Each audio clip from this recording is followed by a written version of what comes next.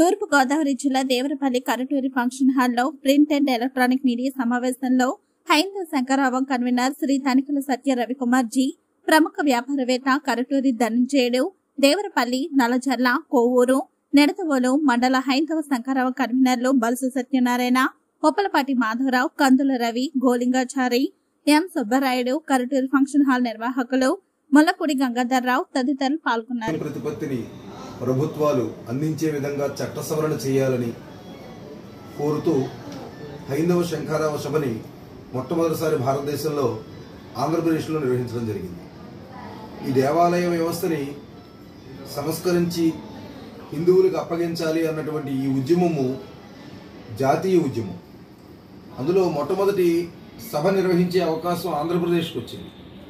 అది ఆంధ్రప్రదేశ్ కార్యదర్శిగా శంకరావ సభ కన్వీనర్గా నేను సంతోషాన్ని వ్యక్తం చేస్తున్నాను. ఈ కార్యక్రమం నిర్వహించే భాగ్యం వచ్చినది. రెండవది, ఆంధ్రప్రదేశ్ రాష్ట్రం నుంచి 1,00,000 మందితో సభను నిర్వహించాలని ప్రయత్నాలు ప్రారంభించాము.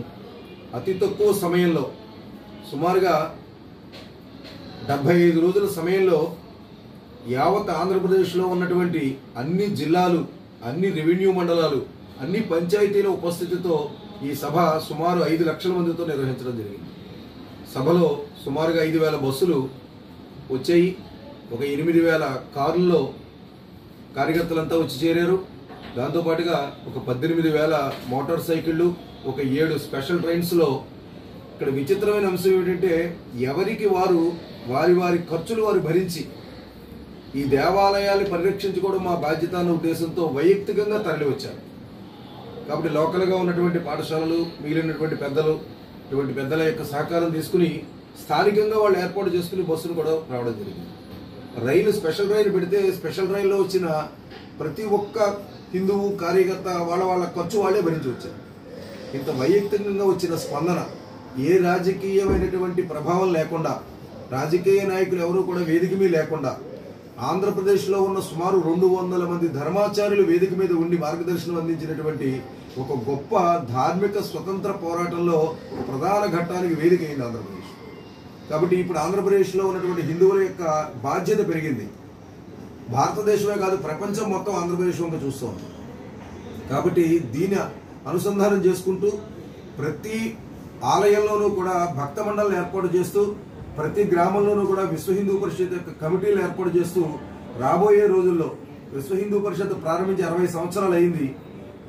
ఇంతవరకు అయోధ్య ఆలయం గురించి ఉద్యమం జరిగింది, అమర్నాథ్ దేవాలయం గురించి ఉద్యమం జరిగింది, కంచి స్వామీజీని అరెస్టు చేసినప్పుడు ఉద్యమం జరిగింది, రామసేతువును ధ్వంసం చేయాలన్నప్పుడు ఉద్యమం జరిగింది. కానీ మొట్టమొదటిసారి భారతదేశంలో ఉన్న దేవాలయాల అన్నిటి కోసం జరుగుతున్నటువంటి ప్రధానమైనటువంటి ఉద్యమం, దీనికి విశ్వ హిందూ పరిషత్ ఈరోజు నాయకత్వం వహిస్తోంది. ఈ కార్యక్రమానికి ప్రారంభం ముందుగా ముఖ్యమంత్రి గారిని కలిసి ఏ విధంగా ఆంధ్రప్రదేశ్లో ఉన్న ఎండోమెంట్ శాఖ చట్టాన్ని సవరణ చేయాలనే డ్రాఫ్ట్ కూడా అందించడం జరిగింది. అదే విధంగా ఉప ముఖ్యమంత్రి గారు పవన్ కళ్యాణ్ గారికి కూడా ఇది అందించడం జరిగింది. నిన్న మన కేంద్ర హోంమంత్రి అమిత్ షా గారు వచ్చినప్పుడు, విజయవాడ వచ్చినప్పుడు, వారిని కూడా స్వయంగా కలిసి హైందవ శంకరావం ఎంత మార్పు వచ్చింది, ఏ విధంగా జరిగింది అనే విషయం వారికి కూడా అందించి, కేంద్రం వెంటనే బాధ్యత తీసుకుని కేంద్ర స్థాయిలో చట్ట సవరణ చేయమని చెప్పి గట్టిగా కోరడం జరిగింది. వారు కూడా సుంకత వ్యక్తం చేయడం జరిగింది, ఇది అనివార్యము. కాబట్టి ఈ కార్యక్రమం విజయవంతం అంటే హిందూ సమాజం తనకున్న తపనని ప్రకటించుకుందని మేము భావిస్తున్నాము. ఈ సందర్భంగా ఒక డిక్లరేషన్ కూడా విడుదల చేయడం జరిగింది. అలాగే సంకల్ప ప్రతిజ్ఞ తీసుకోవడం జరిగింది. కాబట్టి ఈ డిక్లరేషన్ లో ప్రధానంగా హిందూ దేవాలయాల స్వయం ప్రతిపత్తిని కల్పిస్తూ చట్ట సవరణ చేయాలి అనేది ప్రధానమైనటువంటి డిమాండ్. ఇది జరిగేలోగా దేవాలయాల్లో ఉన్నటువంటి అన్యమతస్థ ఉద్యోగులు ఎవరైతే ఉన్నారో, దుకాణదారులు, వ్యాపారవేత్తలు ఎవరైతే ఉన్నారో, కాంట్రాక్టర్లు ఎవరైతే ఉన్నారో, వాళ్ళని దేవాలయ బాధ్యతల నుంచి వెంటనే వాళ్ళని తొలగించండి అని ప్రధానమైన డిమాండ్ చేయడం జరిగింది. రెండవది, దేవాలయాలకు వచ్చినటువంటి ఆదాయాన్ని ధార్మిక ప్రచారానికే ఖర్చు పెట్టాలి, ఇతరత్ర ప్రజాపాలన విషయాలు ఖర్చు పెట్టకూడదు అనే డిమాండ్ చేయడం జరిగింది. హిందువుల మీద, హిందూ సమాజం మీద దాడులు జరుగుతున్నప్పుడు ప్రతిసారి కూడా హిందువులు బాధ్యులు చేస్తున్నారు. గాయపడిన, దెబ్బలు తిన్నా, నష్టపోయిన హిందువుల మీద కేసులు బనాయిస్తున్నారు.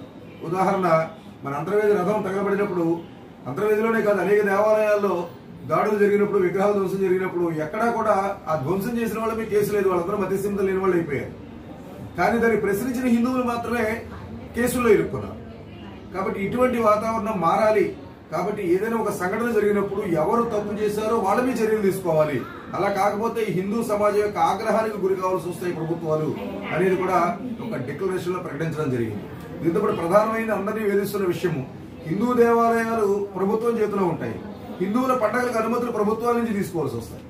ఇది ఒక విచిత్రమైన సెక్యులరిజం నడుస్తుంది భారతదేశంలో. ఇది ముఖ్యంగా ఆంధ్రప్రదేశ్ లో కూడా నడుస్తున్నది ఇది. కాబట్టి వినాయక చవితి మండపం పెట్టాలా వద్దా, ఎక్కడ పెట్టాలి, ఎంత ఎత్తు పెట్టాలి, ఎన్ని రోజులు పెట్టాలి, ఎంత సౌండ్ బాక్స్ పెట్టాలి, ఎంత కట్టాలి, ఎన్ఓసి సర్టిఫికేట్ ఫ్యాక్టరీ పెడుతున్నట్టు ఒక ఎన్ఓసి సర్టిఫికేట్ తీసుకోవాలి. ఇటువంటి అసందర్భమైన నిర్ణయాలు వెనక్కి పెట్టండి. హిందువుల మనసును గాయపరిచేటువంటి నిర్ణయాలు ప్రభుత్వాలు అమలు చేయొద్దు అని కూడా డిక్లరేషన్ లో చెప్పడం జరిగింది. దీంతో పాటుగా యావత్ భారతదేశంలో జరిగే ఉద్యమం కాబట్టి ఇది ఆంధ్రప్రదేశ్ లో ప్రారంభమైంది, ఇది యావత్ భారతదేశం కూడా జరుగుతుందని ప్రకటించడం జరిగింది. కాబట్టి అనేక మంది స్వామీజీలు, పూజ్య చిరంజీవి స్వామీజీ, గణపతి సచ్చిదానంద స్వామీజీ, కమలానంద భారతీ స్వామీజీ, మాతా శివచైతన్య గారు, అలాగే విరజానంద స్వామీజీ, శ్రీనివాసానంద సరస్వతి స్వామీజీ, శివ స్వామీజీ, అలాగే కొండవీటి అమ్మవారు, జ్యోతిమయ్య గారు, అలాగే విశ్వ హిందూ పరిషత్ యొక్క అఖిల భారతీయ అధ్యక్షులు, విశ్వ హిందూ పరిషత్ అఖిల భారతీయ సంఘటన ప్రధాన కార్యదర్శి, సంయుక్త ప్రధాన కార్యదర్శి వీరంతా కూడా పాల్గొనడం జరిగింది. అలాగే సినీ గేయ రచయిత అనంతరామ్ గారు కూడా పాల్గొన్నారు. చాలా సంచలనమే జరుగుతోంది వారు చేసిన ప్రకటన మీద. కాబట్టి వాళ్ళ సమాజంలో చర్చ రావాలి. కాబట్టి హిందువులు మాత్రమే అశ్లీలంగా చూపించడానికి వేదిక అయిపోతున్నారు. ఆంజనేయ స్వామి చేతిలో సిగరెట్ పెట్టి చిత్రీకరిస్తున్నారు, వినాయకుడి చేతి డిస్కో డాన్స్ చేస్తున్నారు. కాబట్టి ఇటువంటి అసందర్భమైనటువంటి సీరియల్స్ ఏవైతే హిందూ మూలాలు ఉన్నాయో, మాతృమూర్తులు అనేది దేశం యొక్క ఆత్మగా భావిస్తాం. అటువంటి మాతృమూర్తులు తెలుగు రాష్ట్రాల్లో సరికొత్త వరవడితో ప్రతి క్షణం ప్రజాపక్షం నిలిచేందుకు